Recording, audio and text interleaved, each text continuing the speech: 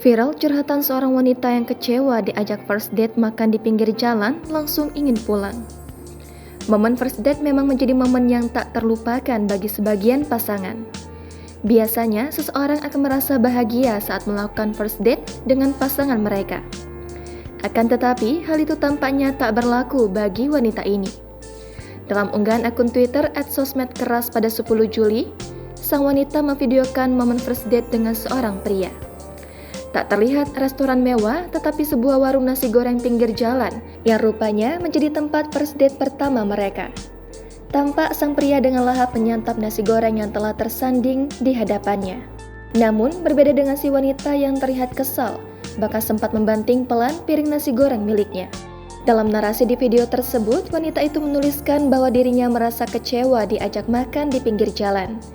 Bahkan dirinya berujar ingin pulang saja menggunakan ojek online. Sontak saja, unggahan tersebut mengundang ribuan komentar dari para warganet. Tak sedikit dari warganet yang merasa kesal dengan sang wanita karena dianggap tak bersyukur.